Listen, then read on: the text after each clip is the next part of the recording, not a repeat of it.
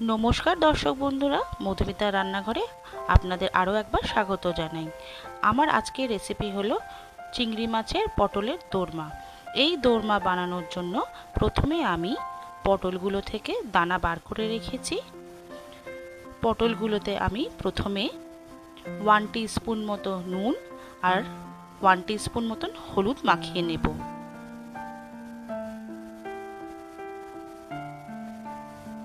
মাখানো হয়ে গেলে এবার চলে যাব নেক্সট স্টেপে।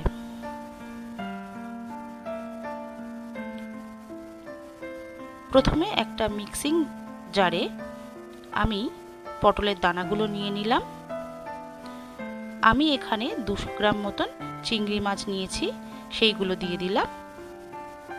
আর দেব তার সঙ্গে একটা মাঝারি সাইজের পেঁয়াজ দিয়ে ভালো করে এটাকে পেস্ট করে নেব। পেস্ট আমাদের তৈরি। এবার চলে যাব আমরা নেক্সট স্টেপে। কড়াইতে আমি 2 টেবিল স্পুন মতন সর্ষের তেল দিয়ে চিংড়ির পেস্টটা দিয়ে দেব। চিংড়ির পেস্টটা দেওয়ার পরে এটাকে ভালো করে নাড়াচাড়া করে শুকিয়ে নেব পুরটা তৈরি করার জন্য। ভালো করে নাড়াচাড়া করে এর জলটা শুকিয়ে নিতে হবে। এরপর আমি এর মধ্যে 1/2 টিস্পুন মতন নুন, 1/2 টিস্পুন মতন হলুদ আর 1 টিস্পুন মতন আদা রসুন বাটা দিলাম। আদা রসুন বাটা আর এই মশলাগুলো দেওয়ার পরে ভালো করে জলটাকে শুকিয়ে নেব। জল আমাদের শুকিয়ে গেছে, পুর একদম রেডি। এগুলোকে আমি অন্য একটা পাত্রে তুলে নেব।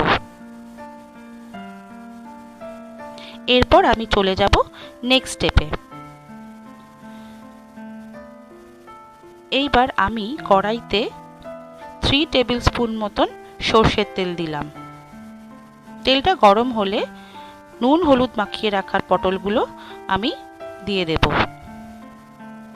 পটলগুলো দিয়ে আমি এই মিনিট 10 মতো এটাকে সাঁতলে নেব, যাতে পটলটার কাঁচা গন্ধ চলে যায়।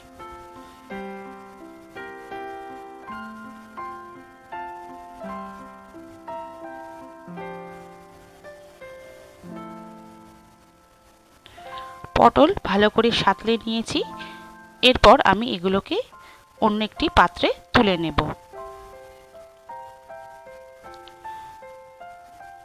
এরপর আমি চলে যাব নেক্সট স্টেপে।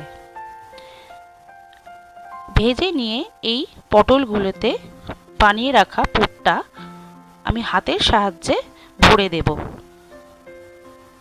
এইভাবে একটা একটা করে পটল আমি পুর ভরে নিলাম। আপনারা চাইলে এটা স্পুন দিয়েও করতে পারেন।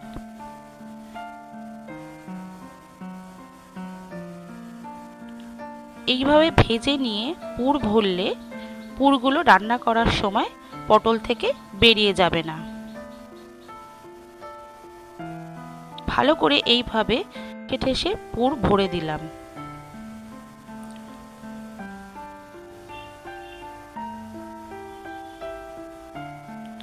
পটলের সবকটাতে আমি পুর ভরে নিয়েছি।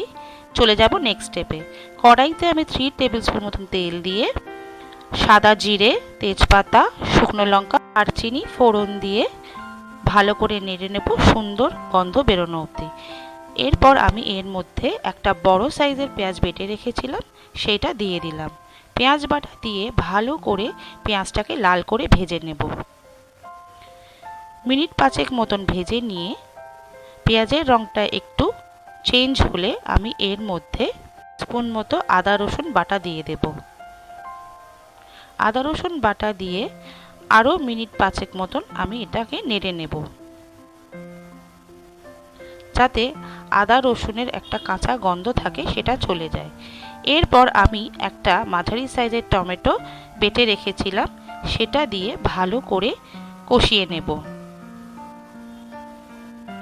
মিনিট 5 মতো ভালো করে কষিয়ে নিয়ে এরপর এর মধ্যে আমি 1 টিস্পুন মতন নুন দিলাম, 1/2 টিস্পুন মতন হলুদ গুঁড়ো দিলাম, 1/2 টিস্পুন মতন ধনে জিরে গুঁড়ো দিলাম, 1/2 টিস্পুন মতো লঙ্কার গুঁড়ো দিলাম।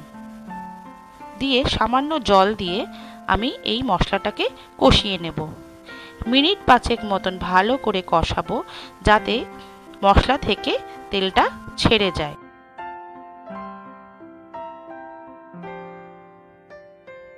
কিছুক্ষণ নেড়ে নিয়েছি। আমি হাফ কাপ বাটি টক দই দিলাম।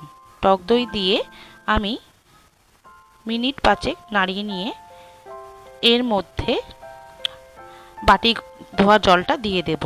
বাটি ধোয়া জলটা দিয়ে আমি কয়েক সেকেন্ড নেড়ে নিলাম। এরপর আমি এর মধ্যে হাফ কাপ মতন জল অ্যাড করব। জল অ্যাড করে দিলাম। একটু নাড়িয়ে নিয়ে আমি এটাকে ঢাকা দিয়ে দেব রান্নাটা হওয়ার জন্য। 5 মিনিট পরে ফিরে এলাম। ঝোলটা শুকিয়ে এসছে। এরপর আমি এর মধ্যে পুর ভরা পটলগুলো দিয়ে দেব। পুর ভরা পটলগুলো দেওয়ার পরে আমি ভালো করে এগুলোকে মশলার সাথে নেড়ে নেব। 5 জন্য ঢাকা দিয়ে দেব। 5 মিনিট পর ফিরে এলাম। পটলের দোরমা আমাদের একদম রেডি হয়ে গেছে। এরপর এর মধ্যে আমি হাফ টিস্পুন মতো গরম মশলা, হাফ টিস্পুন মতন চিনি আর হাফ টিস্পুন মতন ঘি দিলাম। এরপর এই সব উপকরণগুলোকে একসাথে ভালো করে মিশিয়ে নেব। মেশানো আমাদের হয়ে গেছে। পটলের দোরমা গরম ভাতের সাথে পরিবেশন করলে খুবই ভালো লাগে। আমার আজকের এই রেসিপিটি আপনাদের কেমন লাগলো নিশ্চয়ই কমেন্ট করে জানাবেন। আর যদি ভালো লেগে থাকে তাহলে লাইক শেয়ার করার অনুরোধ রইল। আর আমার নিত্য নতুন রেসিপি আপডেট পাওয়ার জন্য আমার চ্যানেলটি সাবস্ক্রাইব করার অনুরোধ রইল। ভালো থাকবেন, সুস্থ থাকবেন। নমস্কার।